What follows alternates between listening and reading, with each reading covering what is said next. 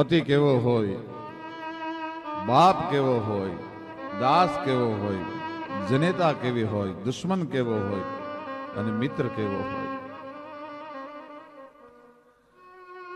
ભગવાન કૃષ્ણ ચંદ્રમણી એ જ્યારે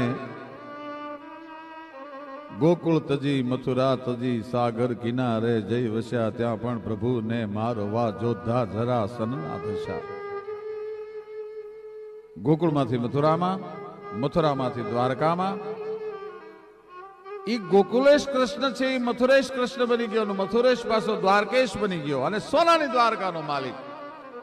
પણ એના ભાઈબંધ, એના મિત્ર પોરબંદરનો સુદામા નામનો એક બ્રાહ્મણ, એક વિપ્ર, એને ખબર પડી કે મારો મિત્ર, મારો ભાઈબંધ એ દ્વારકાનો મહારાજા બન્યો. તું બન્યો દ્વારકાનો ધણી, જ્યાં છોગાળા રણ છોડ, ત્યાં તો મારા અંગના મરોડ, પછી હવ પલટાણા સાંભળા. સાહેબ પોરાના પલ્લા છૂટે છે સુદામાને. મારો ભાઈબંધ દ્વારકાનો અધિપતિ બન્યો. ઈ દ્વારકાના અખૂટ વૈભવમાં આળટવા વાળો ભગવાન કનૈયો છે. ઈ એક દિવસ સાંજના ટાણે ગોકુળ સામે જોઈ અને રોવે છે. ઈ ઉદ્ધવે જ્યારે ભગવાન કૃષ્ણને રોતા જોયા ત્યારે કીધું, પ્રભુ હવે તને કયા સુખની ખામી છે, શું કામ રોવસ તું? દ્વારકાનો ધણી ભગવાન દ્વારકેશ એ બોલ્યો છે, ઉદ્ધવ એ તને નહીં સમજાય બાપ, હું શું કામ રહું છું એ તને નહીં ખબર પડે. કારણ કે દ્વારિકામાં કે છે મને એ હવ પ્રભુજી પધારો, ત્યારે મને સાંભળે છે જશોદાનો રે તુકારો, ઓલો વ્રજ વારો મને સાંભળ્યો રે જી. સાંભળ્યો છે જમુના દીનો રે કિનારો, ગાજ વ્રજ વારો મને સાંભળ્યો રે જી. જેઓ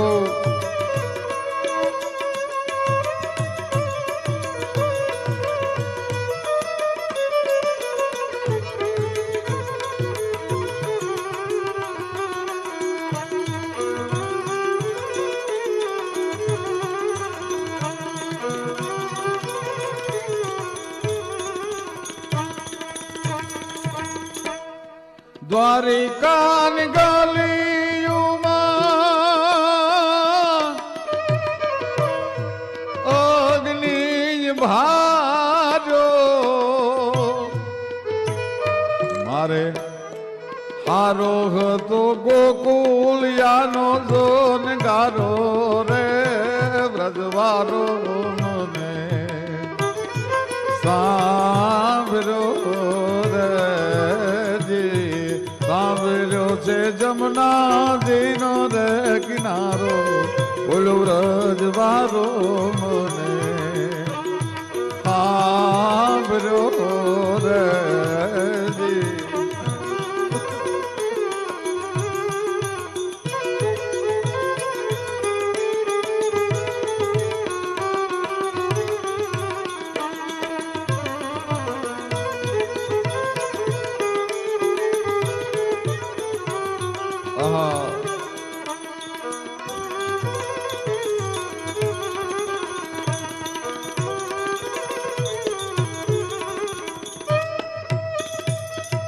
દ્વારકામાં કે છે મને હવ પ્રભુજી પધારો, ત્યારે મને સાંભળે છે મારી જનેતા જશોદાનો તુકારો, વ્રજવારો મને સાંભળ્યો.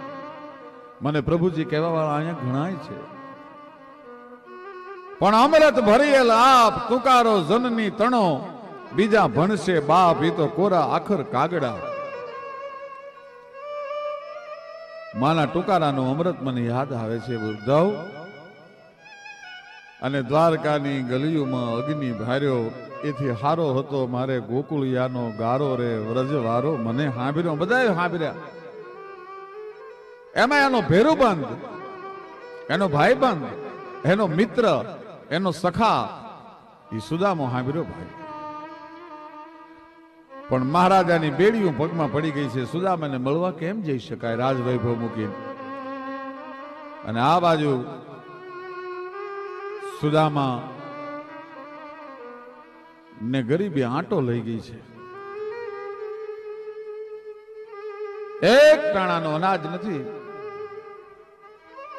ગોરાણીએ બોલાવીને સુદામાને એટલું કીધું સાંભળ્યું કે શું આજ તો છોકરાઓને સમજાવીને ભૂખ્યા હુર આવ્યા છે પણ કાલ સવારે જમવાનું માગશે તો હું દઈશું એક કામ કરો ને તમારા મિત્ર દ્વારકાનો અધિપતિ ભગવાન કૃષ્ણ કનૈયો જે છે કૃષ્ણ ચંદ્રમણી છે એની પાસે માગવા જાઓ મદદ કરે ને આપણું દારિદ્ર ફીટી જાય અરે ગાંડી હું અજાચક બ્રાહ્મણ મારાથી કોઈથી દુનિયાની સામે લાંબો હાથ થાય નહીં કયા માટે હું કૃષ્ણ પાસે માગું કે ભૂદેવ કૃષ્ણ પાસે માગવાનું ન હોય એ સમજી જશે લીમડી કવિરાજ શંકરદાનજી લખે છે અંતરના ઊંડાણની ક્યાંય ચોરે ન ચર્ચાય પણ કોક વેધુ પાછ વંચાય સીતની વાતું શંકરા કવિ કાગ તો ના પાડે છે કે મિત્રને વેધુને તો કહેવાય જ નહીં એને તમારા દુઃખના રોદડા તમારા ભાઈબંધ પાસે તમારા મિત્ર પાસે ન રોશો કારણ કે અંતરના વિપતની વાતું ભેરુને નો ભણાયજી ઈ જો હાચો હેતુ હોય તો એ તમારું સંકટ સમજી જાય બાજગે ના ભરોસે રેવાયજી ભાઈ એના ભરોસે રેવાય એને કૃષ્ણને કહેવું નહીં પડે તમારે વરાણી હું ત્યાં જાઉં મારે કંઈક લઈને જવું પડે આપણી પાસે કાંઈ નથી વરાણી ખાલી હાથે હું કેમ ભાઈબંધને મળવા માટે જાઉં એના છોકરા હોય કૃષ્ણ મારી ઓળખાણ કરાવે હું એના છોકરાના હાથમાં હું દઉં મારી પાસે કાંઈ નથી ગોરાણી હવાશેર તાંદુલ જે હતા સવારમાં છોકરાને રાંધીને ખવડાવવાના એ તાંદુલની પોટલી ભાઈ વાળી હો અને હાંજે ગોરાણી તાંદુલની પોટલીને સીવવા માટે બેઠી પણ કવિ એમ લખે છે કે ગોરાણીએ સુદામાના પત્નીએ તાંદુલની પોટલીની હારે એમાં સાંભળિયાને સીવી લીધો ભાઈ ભગવાન કૃષ્ણને સુદામાના પત્ની એમ કહેવાય કે પોતે તાંદુલની પોટલીની હારે અંદર પોતાના સ્નેહની ગાંઠથી સીવી લીધો હતો અંદર ભાઈ આવ્યો છે દ્વારકા આવ્યો છે સોના ને દ્વારકાનો માલિક આ ગરીબ બ્રાહ્મણને કોણ મળવા દે દરવાનો રોકે છે અરે મારો ભાઈબંધ છે એને મળવા માટે આવ્યો છું કૃષ્ણ અમે એક જ ગુરુના આશ્રમમાં સાંદીપનીના આશ્રમમાં ભણતા હતા કોક જઈને કયો તો ખરા તારો મિત્ર સુદામો આવ્યો છે હવે જા જા તારી જેવા અહીંયા કેટલાય હાલી નીકળ્યા છે તને કૃષ્ણ તારો ભાઈબંધ હોય કોઈ માનતું નથી ગરીબ બ્રાહ્મણની વાત એક દી બે દી ત્રણ દિવસના ઉપવાસના કડાકા દ્વારકાની બજારમાં થયા બગલમાં જે તાંદુલની પોટલી દબાવી રાખી હતી એ સુદામાએ હાથમાં લઈને દરવાનને આપીને કીધું કે મારો પ્રાણ નીકળી જાય દ્વારકાની બજારમાં તો મારી આ તાંદુલની પોટલી પહોંચાડીને કૃષ્ણને કહેજો તારો ભાઈબંધ સુદામો પોરબંદરથી આવ્યો તો બસ એટલો સંદેશો તો આપી શકશો ને એમાં એક જણાને એમ થયું કે હોય તો હોય ખરો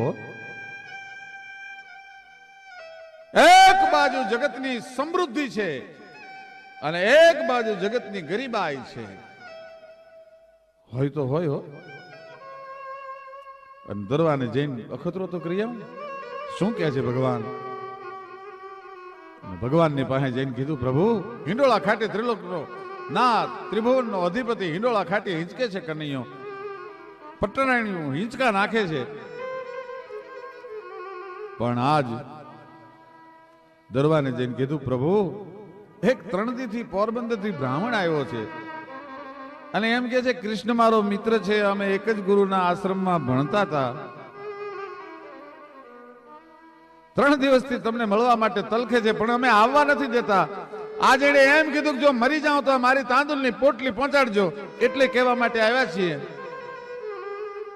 પણ સુદામો જ્યાં શબ્દ સાંભળ્યો ત્યાં તો ત્રિભુવનના અદ્ભુત ગડગડતી દોટ મૂકી. હો ભાઈ, આવ્યો મુજ બાપલિયો આવ્યો, સાચો મુજ સ્નેહી આવ્યો, બાળા પડનો ભેરું આવ્યો, ગોકુળ યાના ગીત લઈ આવ્યો, આવ્યો મુજ બાપલિયો આવ્યો. હો દોટ મૂકી ભાઈ જગતના નાથે. પણ ખબર પડ્યા ને વાલો એ દોડા ગીરધારી, પછી ત્રિક મેં લીધો છે જેને સોને તેડી, એને આહુડા ખળક્યા આંખથી રેજી. ખબર પડીને વાલો દોડ્યો ગીરધારી, પછી ત્રિક મેં લીધો છે એને ત્રેડી, આહુડા ખળક્યા આંખથી. થાકીને આવેલો છે, ગરમ પાણી મુકાઈ ગયા ભાઈઓ, અને આંગડા ઘસે છે એની. કેવો સુદામા ભાગશાળી હશે વિચાર તો કરો. બ્રહ્માંડનો અધિપતિ, એની પટરાણીઓ છે, રૂક્ષ્મણીજી છે, એ આ ચોળી ચોળી અને બ્રાહ્મણને નવરાવે છે કે આંગડા ઘસે છે એની, એ જોને આઠે પટરાણી, અને ત્રિક મરેડે છે જેને સોને પાણી, એ પાહોલી જા તો જા એને પ્રેમથી રેજી. આજ સુદામાજી દ્વારિકામાં સોને આવ્યો, એ દર્શને દીના નાથને રેજી. નવરાવી ધોરાવી તૈયાર કરી અને બગલમાંથી તાંદુલની પોટલી ખેંચી લીધી. પોતે તાંદુલની મુઠ્ઠીઓ ભરી ભરીને કૃષ્ણ મીંડા ખાવા. સુદામા બાળપણ યાદ આવી ગયું. બાપ શું તારા તાંદુલમાં મીઠાશ છે. રૂકમણીજીએ કાનમાં કીધું કે એકાદી મુઠ્ઠી મારા માટે રાખજો, કારણ કે ન્યા સુદામાને આપવાનું છે, મારે આપવાનું છે. તમે કાંઈ નહીં કરી શકો, હું લક્ષ્મી છું, એટલે એકાદી મુઠ્ઠી મારા માટે રહેવા દો. કે તાંદુલ જમે ને વાલો એ વારે રાણી રૂકમણી, એક મુઠ્ઠીના બદલામાં મારે એને વૈભવ આપવાનો છે. પ્રભુ એક મુઠ્ઠી તો મારા માટે રહેવા દે ભલા માણસ. 1 દી 2 દી 5 દી 15 દી 6 મહિના સુધી સુદામાને રોક્યો છે. રોજ નવા નવા પકવાન બને છે, જમાડે છે. સુદામા બિચારો આંખ બંધ કરે ત્યાં એના ભૂખ્યા છોકરા દેખાય છે. પણ શું કરું, આ કૃષ્ણ કેવો કઠોર થઈ ગયો. 6 મહિનામાં એકેય દી મારા ઘરના સમાચાર પૂછ્યા નહીં. મારી પત્ની શું કરે, મારા બાળકો શું કરે, મારી આર્થિક સ્થિતિ કેવી છે, મારી ગરીબાઈ કાંઈ પૂછતો નથી. આટલો બધો માણસ બદલાઈ જતો હશે. વલણ નવલું નિહાળી વિશ્વનું કાં ગમ કરે નાઝીર, સમય બદલાય છે ત્યારે બધા બદલાઈ જાય છે. એટલો બધો વૈભવમાં એને વૈભવનો નશો ચડી ગયો. મારા બાળક કેમ દિવસો કાઢતા હશે, મારી પત્ની કેટલી મૂંઝાતી હશે. 6 મહિને કીધું કે પ્રભુ હવે હું રજા લઉં, મને જવા દો, મને મારા છોકરા યાદ આવ્યા છે. આગ્રહ ન કર્યો રોકાવાનો. ભલે બાપા જાવું છે. ઉદ્ધવ અને કૃષ્ણ એને મૂકવા માટે દ્વારકાના સીમાડા સુધી ગયા છે. છેલ્લા જોહાર સુદામાએ કરી લીધા અને સુદામો પોરબંદરના રસ્તે હાલતો થયો. ભગવાને કીધું કે આય સુદામા બોરે, આ તારી ફાટલી પોતડી લેતો જા ને મારી પિતાંબરી મને પાછી દઈ દે. સુદામો પોરબંદરના રસ્તે હાલતો થયો. ભગવાને કીધું કે આય સુદામા બોરે, આ તારી ફાટલી પોતડી લેતો જા ને મારી પિતાંબરી મને પાછી દઈ દે. ત્યાં તો સુદામાને ધરતી માર્ગ આપે તો હમાઈ જવાનું મન થઈ ગયું. હો, એટલો બધો સંપત્તિમાં ગાંડો થઈ ગયો. એક પોતળી પહેરી છે, એ પોતળીનો મારા અંગ ઉપર રહેવા દીધી, પણ તોય આ દેશનો વિપ્રા, દેશનો બ્રાહ્મણ એ ત્રિલોકના નાથનો આભાર માને છે કે એક પોતળી જો કૃષ્ણે મને આપ્યું હોત ને તો કોક દીક તો એમ કહેત ને કે આ પોતળી આપી હતી મારી હતી. હે પ્રભુ, તે મારું અજાચક વ્રત જાળવ્યું છે, તોય આભાર માને છે ભગવાનનો. પોતાની ફાટલી બિચારા પોતળી પહેરી સુદામો હાલતો થયો. એ સુદામા જ્યારે હાલતો થયો ત્યારે ઉદ્ધવે એટલું કીધું, પ્રભુ એક ચપટી તાંદુલમાં રૂક્ષ્મણીજી અને મહેલ ખડા કરી દીધા છે. તમે જો જરાક કાનમાં હાલતી વખતે સુદામાને કીધું હોત ને કે તારું દુઃખ તો હજારો જોજન દૂર વહી ગયું છે, તારા છોકરા સુખી છે, તારા પત્ની સુખી છે, તો બિચારા આ બ્રાહ્મણને દ્વારકાથી પોરબંદર સુધીનો થાક ન લાગતો. ત્યારે કૃષ્ણ રોતા રોતા બહુ સરસ બોલ્યા છે, ઉદ્ધવ, મારા આંગણે 6 મહિનાથી માગવા આવવા વાળો માણસ પોતાના મોઢેથી માગી ન શીખ્યો હોય તો હું દેવા વાળો કયા મોઢે કહી શકું કે મેં તને એટલું દીધું છે, મારાથી ન બોલી શકાય. અને એના માટે કવિની કલમ હાલે કે ચપટી ચોખા મંગાવી દીધું, વાલે બધું કુબેરનું દ્રવ્ય રે, વાલે બધું કુબેરનું દ્રવ્ય. એ જી નાથના નાથે એ મેર કરી ગણ માનું નથી, આપ સાહેબ બનું મિત્ર તો બનું જેવો, સુદામા ને માધવા જેવો, બનું મિત્ર તો બનું જેવો, સુદામા ને માધવા જેવો.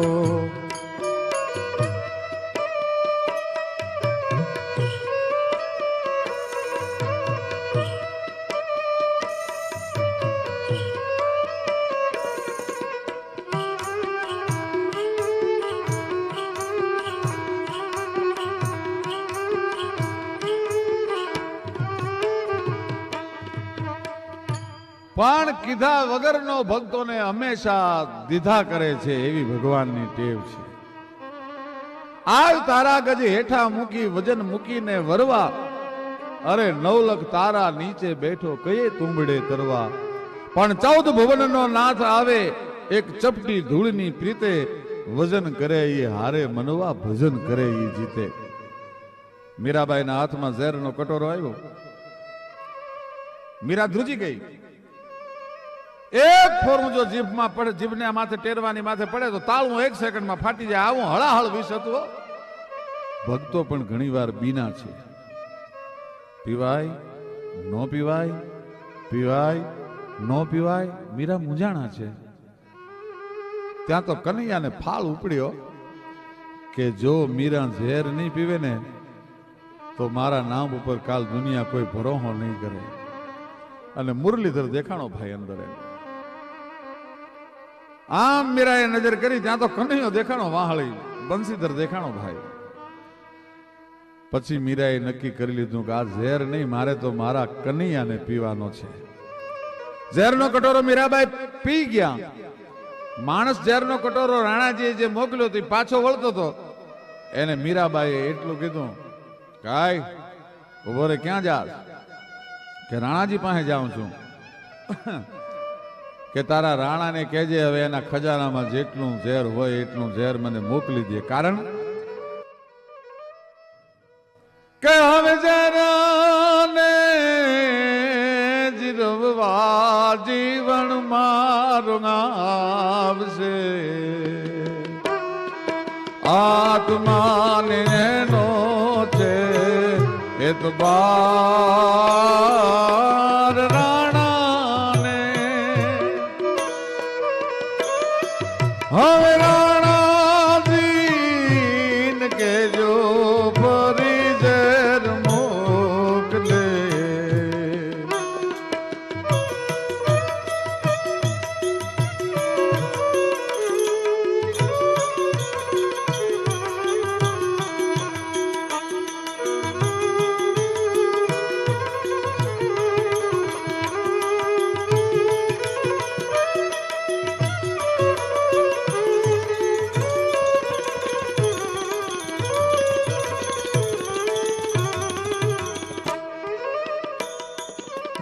હૈયું રે રે હોઠે ઝીલતા. વીરાભાઈ શું કે છે? અમારા ભગુભાઈ રોહડિયા નામનો કવિ, દેવ કવિ, એ લખે છે કે ઝેર પીધા પછી એને બળતરા નહોતી પડી, પણ હૈયું રે રે હોઠે જેન ઝીલતા. રૂવે રૂવે ઉઠે છે રણકાર